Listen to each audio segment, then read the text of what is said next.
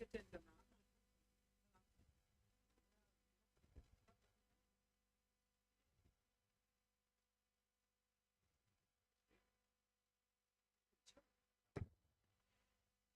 दोस्तों। तो चलिए हम लोग शुरुआत करते हैं आज एक नया चैप्टर जो कि है शासक और इमारतें।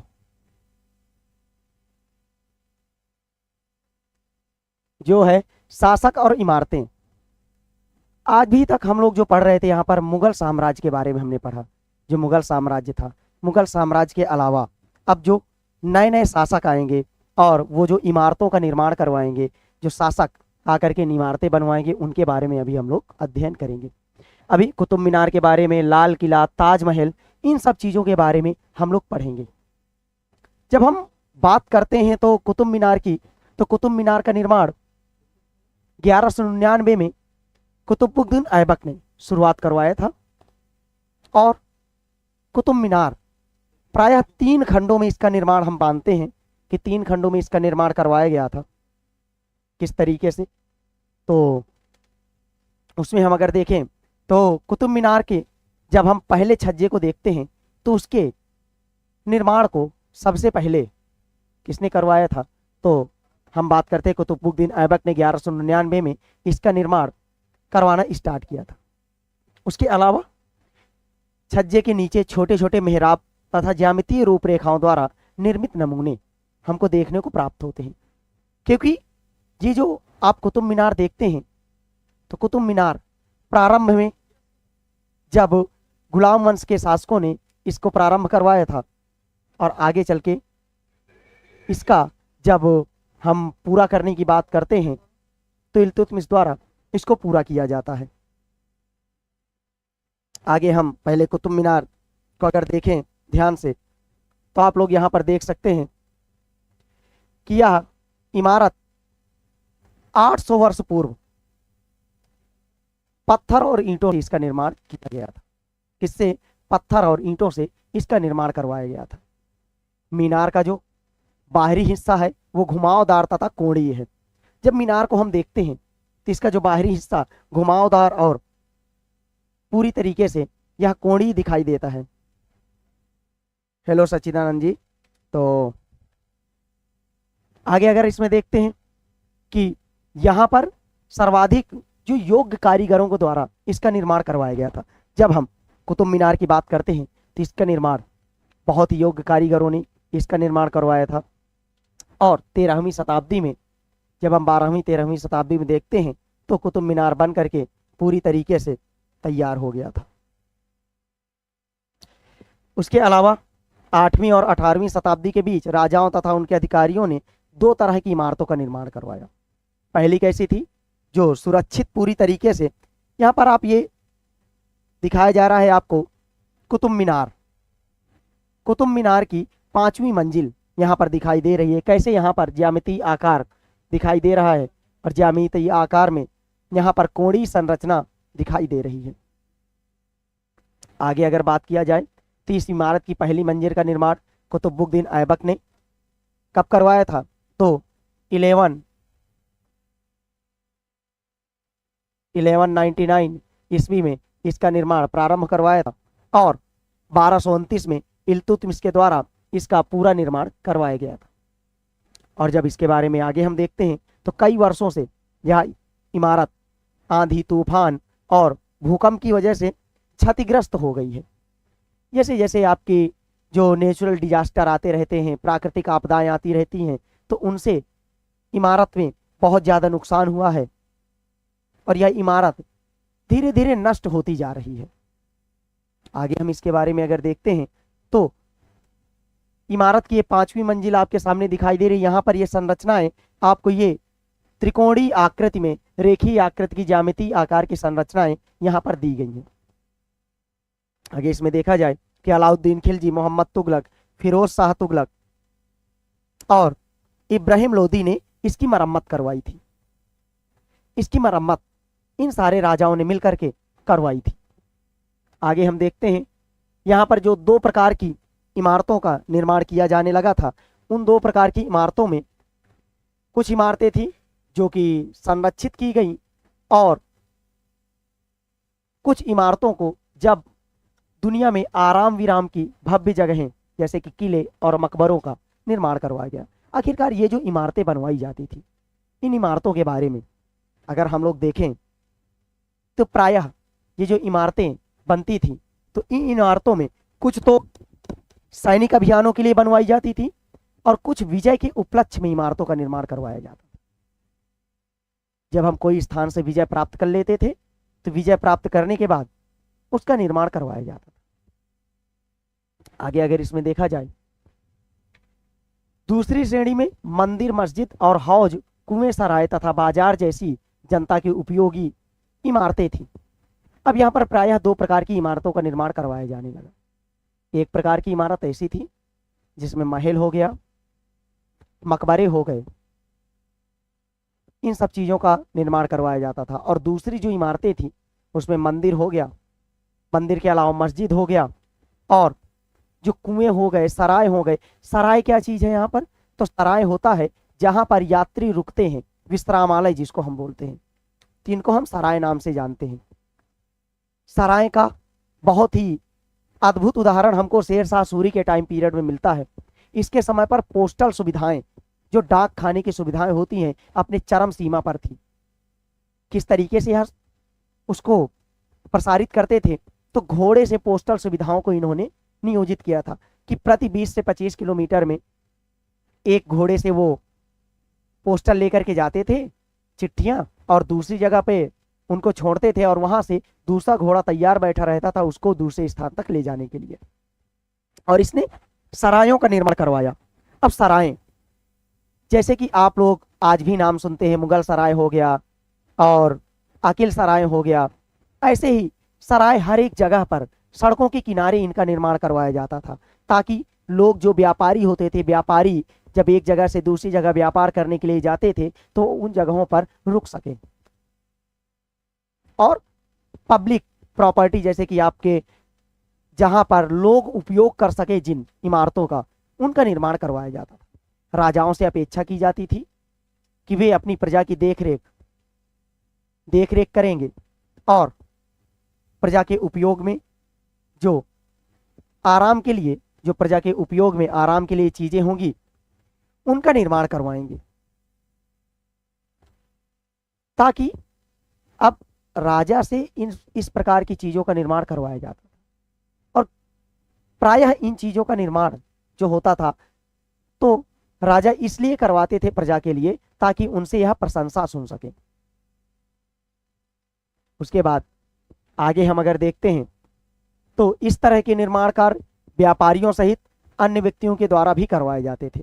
मंदिरों, मस्जिदों और कुओं का निर्माण करवाते थे। परंतु घरेलू स्थापत्य व्यापारियों की विशाल हवेलियों के अवशेष 18वीं शताब्दी से ही मिलने शुरू होते हैं। जब हम आगे इसमें बात करते हैं, जो हमारे अवशेष प्राप्त होते हैं, हवेलियों के अवशेष प्राप्त होते हैं, व्यापारियों की बड़ी बड़ी हवेलियां जब हमको मिलती हैं विरासत के रूप में, तो ये हवेलियां हमको 18वीं शताब्दी के बाद की मिलती है। उसके पहले की कोई भी हवेली हमको प्राप्त नहीं होती है। उसके अलावा कुछ पर्सनल मंदिर और मस्जिद भी बनवाते थे लोग, कुओं का निर्माण करवाते थे। तो ये आपकी स्थापत्य कला का निर्माण हमको प्राप्त होता है। जो आपकी नई नई स्थापत्य कला प्रचलित होती है, तो इन सब के बारे में हम लोग जानकारी प्राप्त करते हैं।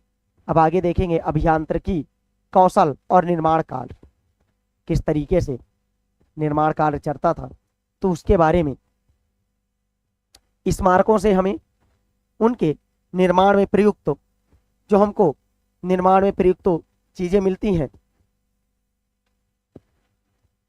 शिल्प और विज्ञान का भी पता लगता है कि किस तरीके की विज्ञान का प्रयोग किया गया था इनके निर्माण में।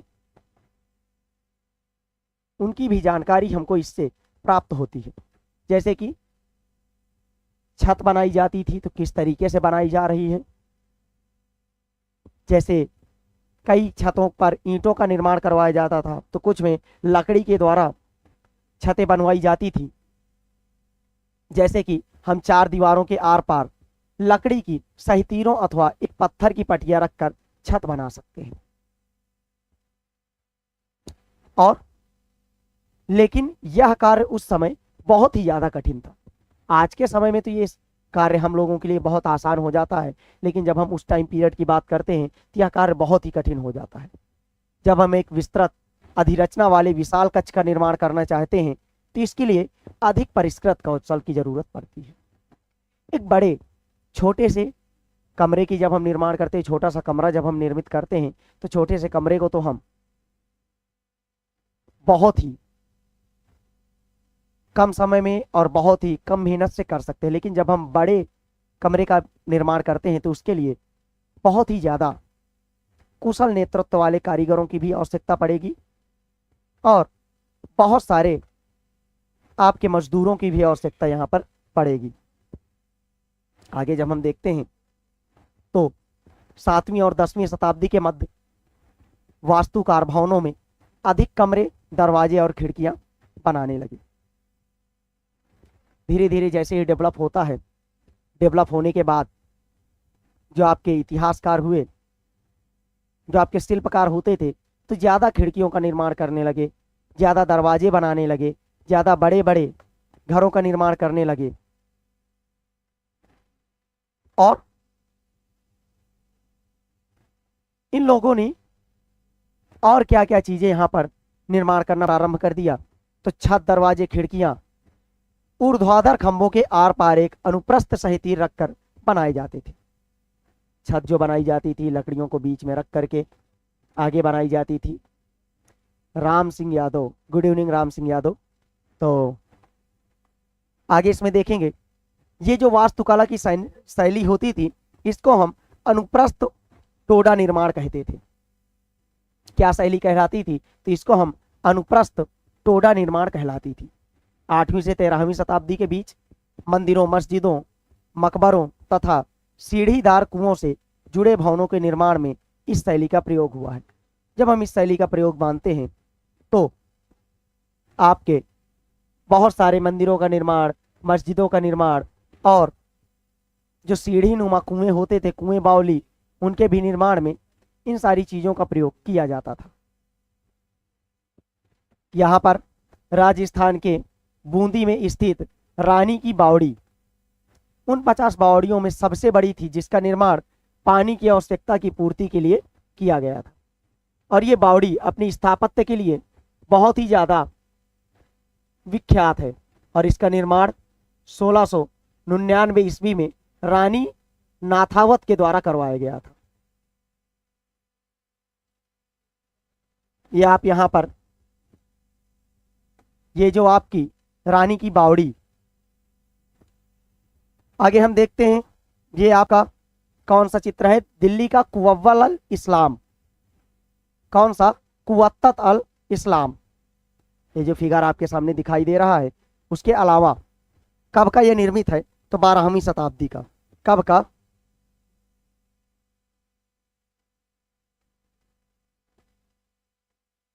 बारहवीं शताब्दी का निर्मित है। उसके अलावा यह आपका जो आपने अभी अनुप्रस्थ टोडा तकनीकी पढ़ी, कौन सी? अनुप्रस्थ टोडा।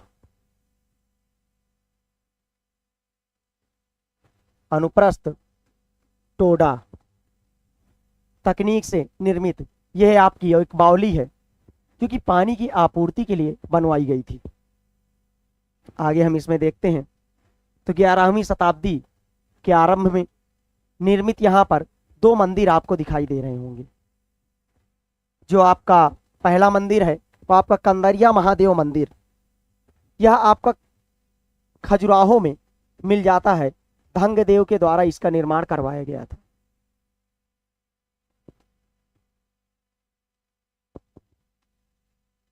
आगे हम इसमें देखते हैं,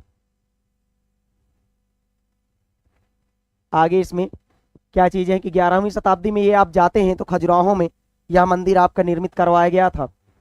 और इसकी जो वास्तुकला हम देखते हैं, मंडप, गर्भगृह किस तरीके से निर्माण किया गया था, तो इस वास्तुकला के हिसाब से इसका निर्माण करवाया गया था। शिव की स्तुति में बनाए गए कंदरिया महादेव मंदिर का निर्माण चंदेल राजवंश के शासक धंगदेव के द्वारा 999 में करवाया गया था। कब करवाया गया था? तो 999 ईस्वी में इसका निर्माण करवाया गया था। अधंग्यदेव के द्वारा। अधंग्यदेव किस राजवंश से थे? चंदेल राजवंश से थे। उन्होंने मंदिर की योजना में अलंकृत द्वार से इसके प्रवेश भाग और मुख्य सभा भवन जिसको हम महामंडप नाम से जानते हैं, मुख्य सभा भवन क्या है? तो इसको हम महामंडप नाम से जानते हैं। महामंडप में नृत्य का आयोजन किया जाता था। जो भी प्रोग्राम करवाए जाते थे, नृत्य का आयोजन महामंडप में करवाया जाता था। उसके अलावा यहीं तक लोग पहुंचते थे। और उसके अलावा अंदर जब हम देखते हैं तो गर्भगृह का निर्माण करवाया गया था। गर्भगृह क्या है? जहां पर मंदिर की मूर्ति रखी जाती है, उस स्थान को हम गर्भगृह बोलते हैं। उसके अलावा आगे देखते हैं कि धार्मिक अनुष्ठान इसी जगह संपन्न करो। जो भी पूजा पाठ होते थे वो आपके सारे इन्हीं स्थानों पर किया जाता था, गर्भगृह में। गर्भगृह में सिर्फ पुजारी को जाने की अनुमति थी, उसके अलावा और किसी को यहां पर जाने की अनुमति नहीं होती थी। आगे देखते हैं तो तथा इसमें केवल राजा और निकटतम परिवार तथा पुरोहित ही एकत्र होते थे, क्योंकि यहां पर सब लोगों को जाने की इजाजत नहीं होती थी। तो यहां पर राजा और जो पुरोहित होते थे, पुरोहित ही वहां पर एकत्रित हुआ करते थे। आगे इसमें देखते हैं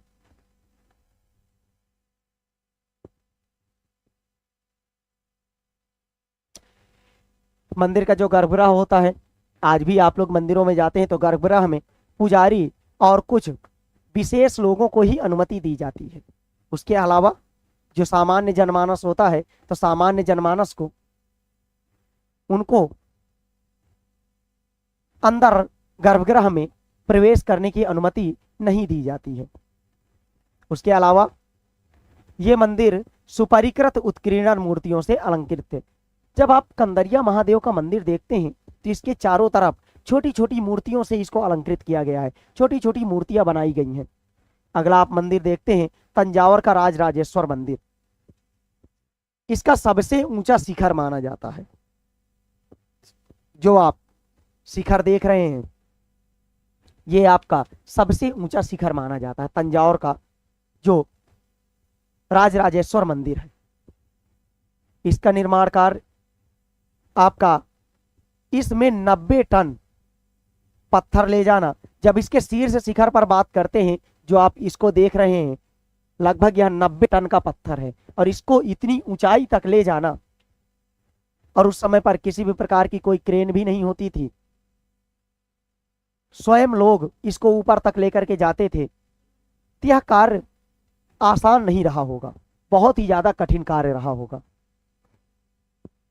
क्योंकि उन दिनों पर किसी भी प्रकार की कोई क्रेन नहीं होती थी।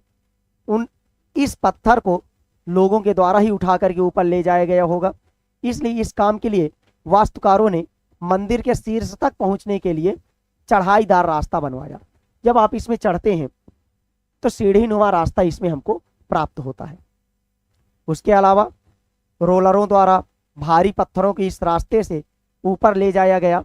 इस काम के लिए 4 किलोमीटर से ज्यादा लंबा पथ तैयार किया जाता था, जिससे चढ़ाई बहुत खड़ी ना हो। अब देखिए, ये जो निर्माण कार्य होते थे, अब पत्थर को इतनी ऊंचाई तक ले जाना था, तो ऊंचाई पर ले जाने के लिए लगभग काफी दूर से ही पथ तैयार किया जाता रहा होगा, ताकि लोग धीरे धीरे उस पत्थर को ऊपर तक ले जाएं और उनको उतना ज्यादा एहसास ना हो ऊंचाई का, क्योंकि 90 टन का पत्थर इतनी ऊंचाई पर ले जाना लोगों के लिए संभव नहीं रहा होगा। मंदिर बन जाने के बाद इसे गिरा दिया गया। अब जो ये रास्ता जो बनाया गया था, जैसे ही मंदिर निर्माण होता है तो उसके बाद इसको गिरा दिया गया होगा लोगों के द्वारा। और लेकिन उस क्षेत्र के लोगों ने मंदिर निर्माण के अनुभव को काफी लंबे समय तक याद रखा। आज भी मंदिर के पास एक गांव को चारूपल्लम कहा जाता है, जिसका शाब्दिक अर्थ है चढ़ाईदार रास्ते का गांव। जो आप राजराजेश्वर मंदिर के पास देखते हैं, तो राजराजेश्वर मंदिर के पास आज भी वह गांव है चारूपल्लम, जहां चढ़ाई का रास्ता बनवाया गया था। और 12वीं शताब्दी में भी आप लोग मेहराब युक्त निर्मित भवनों को देखते हैं, जिनमें मेहराबों के द्वारा निर्माण करवाया गया था। 12वीं शताब्दी में जो प्रौद्योगिकी है, टेक्नोलॉजी जो भी आपकी डेवलप हो रही थी, एवं शैली संबंधित परिवर्तन हमको दिखाई देते हैं, जिसमें आपके जब आप परिवर्तन जो इनमें मिलता है तो मेहराब का विशुद्ध रूप में, मेहराब क्या होता है, जो आपको गोलनुमा आकृति होती है उसको आप मेहराब बोलते हैं। मंदिरों के ऊपर गोलनुमा आकृति, मस्जिदों के ऊपर, उसको आप मेहराब नाम से जानते हैं। लेकिन मेहराब का जो विशुद्ध रूप जिसको आप आधा ही बनाते हैं तो उसको क्या कहते हैं, डाट कहते हैं। क्या कहते हैं, डाट कहते हैं। 12वीं शताब्दी में डाट का प्रयोग किया जाने लगा और इसका जो उपयोग किया जाता है, दरवाजों और खिड़कियों के ऊपर की अधिरचना का भार कभी कभी मेहराबों पर डाल दिया जाता था। वास्तुकला का यह चापाकार रूप था, जिसको आप डाट भी बोलते हैं, चापाकार रूप भी बोलते हैं। तो यहां से वास्तुकला आपकी धीरे धीरे डेवलप होती है और यहां पर ये आपको डाट की संरचना एक दिखाई दे रही है।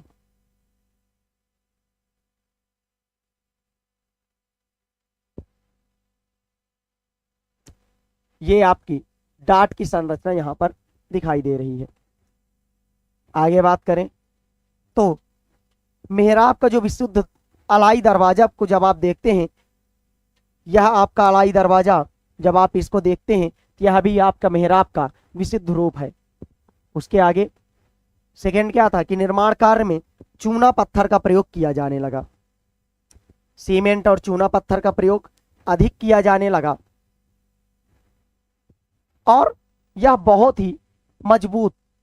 अब जब चूना पत्थर का प्रयोग किया जाने लगा तो उससे इमारतों की मजबूती भी आने लगी और इमारतों में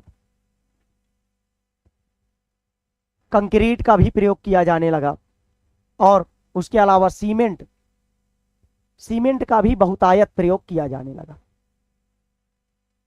इससे इमारतों की मजबूती भी बढ़ गई और इनके निर्माण में सरलता भी हो गई और इनका कार्य बहुत तेजी से भी किया जाने लगा। आप यहाँ पर एक चित्र देख रहे होंगे कि यहाँ से लोग ऊपर की ओर चढ़ रहे हैं और ऊपर किले का जो निर्माण किया जा रहा है।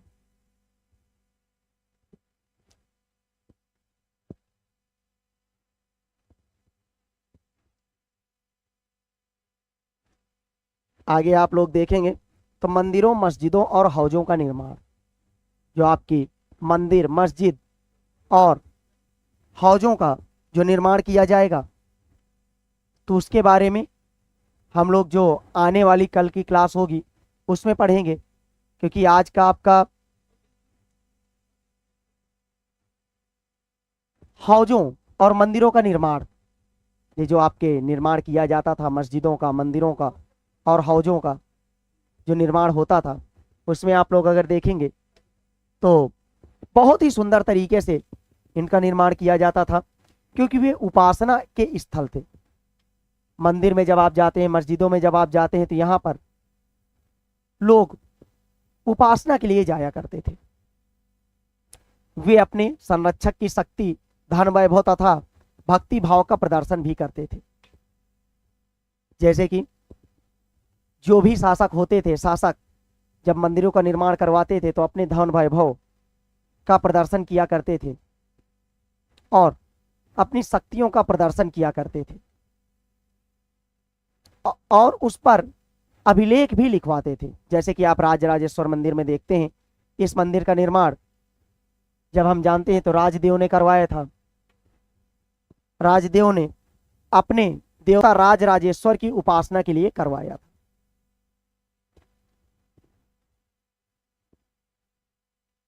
राजराजेश्वर राजदेव से काफी ज्यादा मिलता जुलता है। जब हम इनके बारे में बात करते हैं तो राजराजेश्वर मंदिर काफी ज्यादा मिलता जुलता है। राजा ने इस तरह का नाम इसलिए रखा क्योंकि यह नाम मंगलकारी था और राजा स्वयं को ईश्वर के रूप में दिखाना चाहता था। जब धार्मिक अनुष्ठान करवाता था, धार्मिक अनुष्ठान के जरिए मंदिर में एक देवता दूसरे देवता का सम्मान करता था। अब यहां पर जो उसके अभिलेख में लिखवाया गया कि एक देवता दूसरे देवता का सम्मान करता था, अपने आप को वह देवता के रूप में यहां पर प्रदर्शित कर रहा है। एक देवता यहां पर राजदेव, राजा राजदेव, उनके बारे में बात किया जा रहा है, और जो दूसरे देवता तो राजराजेश्वर, राजराजेश्वर के बारे में बात की जा रही है।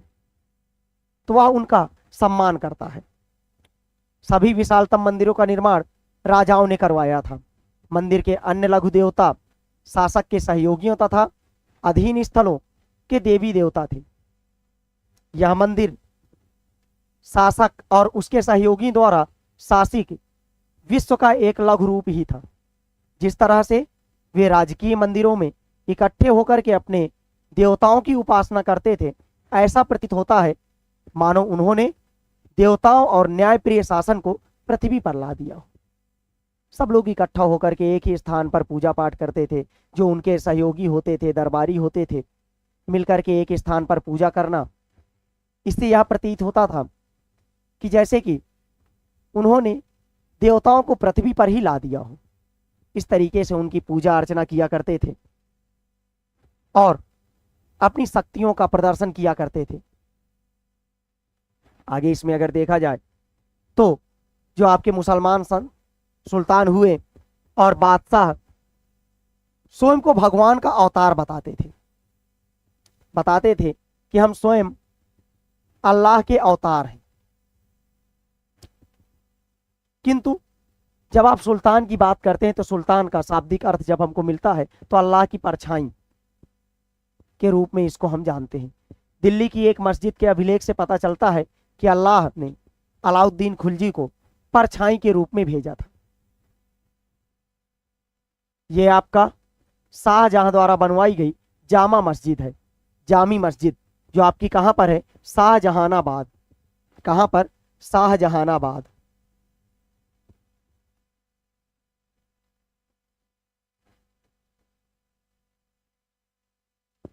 ये मस्जिद आपकी कहां पर मिल जाती है? तो शाहजहानाबाद में यह मस्जिद आपकी प्राप्त होती है।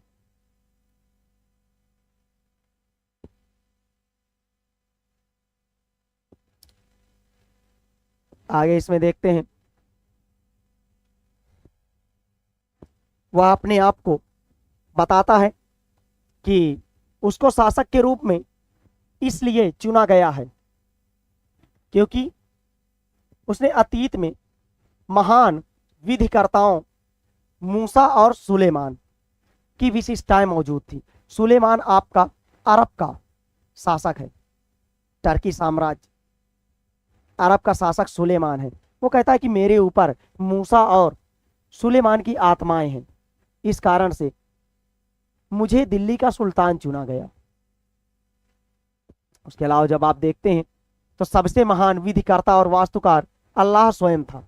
उसने अव्यवस्था को दूर करके विश्व का सृजन किया तथा एक व्यवस्था और सल्तनत कायम किया। यहां पर अल्लाह को प्रतिपक्ष में ला करके अपने आप को बड़ा बताने की कोशिश कर रहा था कि अल्लाह ने मुझे स्वयं उस लायक समझा कि मैं लोगों के लिए अच्छे कार्य कर सकता हूं और उसी व्यवस्था का एक अंग के रूप में मुझे दिल्ली के सुल्तान के रूप में बनाया गया। इसलिए अपने आप को वह अल्लाह की परछाई बताता है। आगे देखते हैं, सत्ता में आने पर प्रत्येक राजवंश के राजा ने शासन होने के अपने नैतिक अधिकार पर और जोर डाला। जैसे जैसे इनका शासन बढ़ता जाता है तो अपने आप को उच्च बताने के लिए कई सारे इन लोगों ने अभिलेख लिखवाए। बहुत सारे मंदिरों को तोड़ करके वहां पर मस्जिदों का निर्माण और बहुत सारे किलों का जो पुनर्निर्माण करवाया और उसको अरबी और फारसी वास्तुकला से प्रदर्शित करवाया गया। आगे इसमें देखते हैं, कि उपासना के स्थानों के निर्माण में शासकों को ईश्वर के साथ अपने घनिष्ठ संबंध की उद्घोषणा करने का मौका दिया। ऐसी उद्घोषणाएं तेजी से बदलती राजनीति के संदर्भ में महत्व ग्रहण कर लेती थी, क्योंकि जो आपकी सामान्य जनसंख्या, सामान्य जनजातियां होती हैं, वह देवी देवताओं के ऊपर बहुत ही ज्यादा विश्वास करती, तो अपने आप को वह ईश्वर सत्ता से संबंधित बताते थे कि राजा का जन्म ईश्वर की कृपा से हुआ है और ईश्वर ने ही राजा को बनाया है प्रजा की देखरेख के लिए। इस प्रकार से यह विचारधारा लोगों के मन में, जब आप किसी एक कार्य को ईश्वर के ऊपर डाल करके करते हैं तो आपके ऊपर दोषारोपण बहुत कम होता है, लेकिन वही कार्य आप स्वयं की इच्छा से स्वयं को निरूपित करके करते हैं तो आपके ऊपर दोषारोपण बहुत अधिक होता है। तो राजाओं के यह भली भांति प्रकार से मालूम था, तो वह स्वयं को मंदिर बनवाने के साथ साथ अपने आप को ईश्वर की परछाई भी कहा करते थे। आगे देखते हैं कि शासकों ने विद्वानों तथा धर्मनिष्ठ व्यक्तियों को भी आश्रय प्रदान किया और अपनी राजधानियों तथा नगरों को महत्वपूर्ण सांस्कृतिक केंद्रों के रूप में परिवर्तित करने का प्रयास किया। इन सबसे उनके शासन तथा जो राज्य था उसको ख्याति मिली। जो भी शहर के, राज्य के महत्वपूर्ण लोग हुआ करते थे, उन लोगों को वो लोग आश्रय देते थे, ताकि जो लोग समाज में उनकी ख्याति फैल सके। और कवियों के द्वारा अपने लिए किताबें लिखवाते थे, जैसे कि अकबर ने तवारीख लिखवाई थी अपने शासक के बारे में, अपने शासनकाल के बारे में तवारीख लिखवाया था। इसी प्रकार के बहुत सारे आपके शासक हुए हैं। जब हम चौहान राजवंशों की बात करते हैं तो चाहमान राजवंश के पृथ्वीराज तृतीय ने पृथ्वीराज रासो नामक ग्रंथ लिखवाया था चंदबरदाई से। ऐसे ही बहुत सारे ग्रंथ हमको मिल जाते हैं। विभिन्न राजाओं ने अपने जो दरबारी कवि होते थे उनसे ग्रंथों का निर्माण करवाया करते थे। यहां पर आपको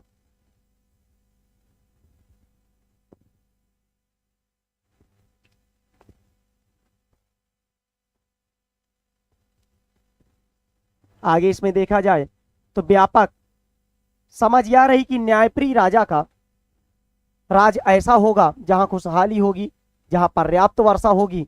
इसी तरह हौजों और जलाशयों के निर्माण द्वारा बहुमूल्य पानी उपलब्ध कराने के कार्य की बहुत प्रशंसा की जाती थी। ये लोग बहुत सारे जलाशयों का निर्माण करवाते थे, नहरों का निर्माण करवाते थे, ताकि लोग वहां पर आकर के पानी का उपयोग कर सकें। और इनका जब निर्माण करवाते थे तो राजाओं को बहुत ज्यादा प्रशंसा प्राप्त होती थी, प्रशंसा इनको मिलती थी। और इसी तरीके से सुल्तान इल्तुतमिश ने देहली ए कुहना, दिल्ली में इसका निर्माण करवाया था, जिसका मतलब होता है पुराना किला।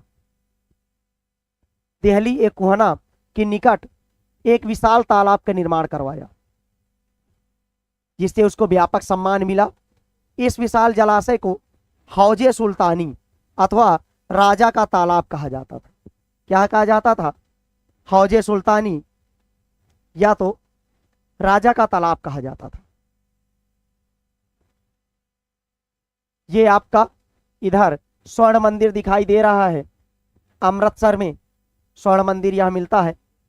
कहां पर? अमृतसर में। और ये सामने उसके एक बड़ा सा सरोवर दिखाई दे रहा है।